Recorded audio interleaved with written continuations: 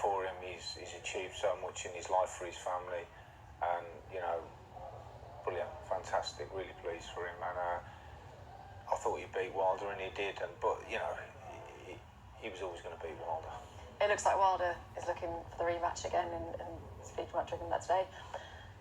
A lot of talk though about everyone wanting AJ to fight Fury next. Could that be an option? Would you want AJ to fight him next? It's the sport of boxing, and all the best should always fight the best, and that's logical. I think Big Josh has got Pulev June the 20th.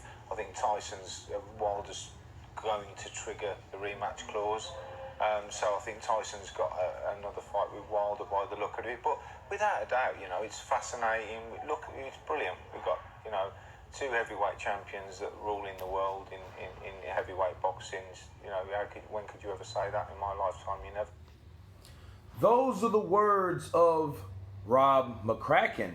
Rob Mccracken, of course, is the head trainer of Anthony Joshua. And he said that he thought Tyson Fury won the first fight, and he thought that he would always beat Wilder.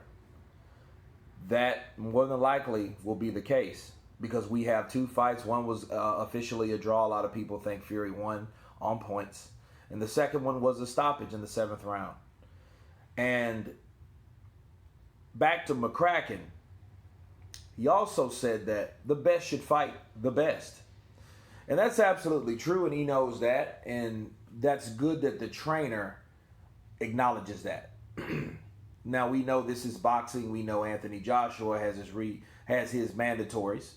And Deontay Wilder is activated for the third fight, for the next fight between those guys. Okay, so that's going to be the third fight. And we know these guys can't get in the ring now.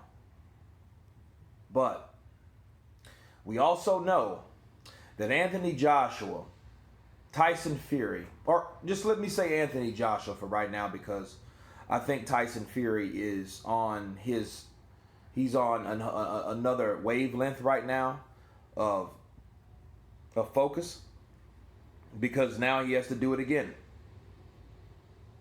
I think all the pressure is really on Wilder because Wilder is a guy that has to prove something to everybody that he made promises to. He did make that promise. He did take the fact that, hey, we will rise again. Kind of sounds like a Confederate speech, honestly. But he is from the South. What do you do? But he owes a lot of people a lot. So this fight is going to really define who he is and what he's going to do in this fight. Let's just hope it's not Kenny Bayless. You know what I mean? I hope it's someone like Tony Weeks or someone that's, I don't think that's on the take, honestly, because of how the second fight went. Now, Rob Mccracken said something very important also, and this is the last thing I want to cover. He said, when in a lifetime have you had two, he didn't say British, he didn't say that, but I know what he meant.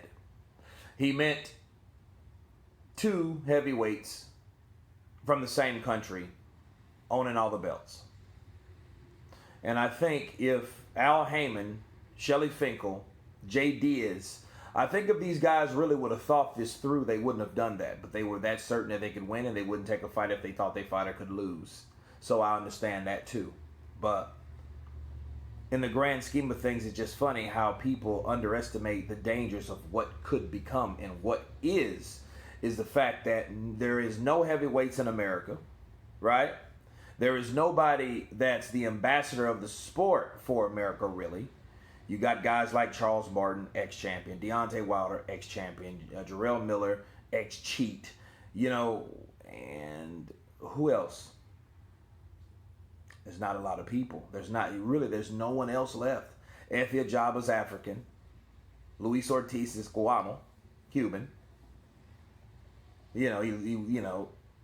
But we don't have anything like that now. So, again, that is another reason or more reasons that the stress, the tension, the pressure is on Deontay Wilder to win the next fight. But back to Rob Mccracken, the best should fight the best. I do agree. And that's good, again, coming from the trainer, because a lot of trainers talk in circles. Rob Mccracken is talking straight up the middle. He's not pulling any punches. He never has. He's like this guy, and he's so real that he'll fall asleep from boredom from hearing fake shit.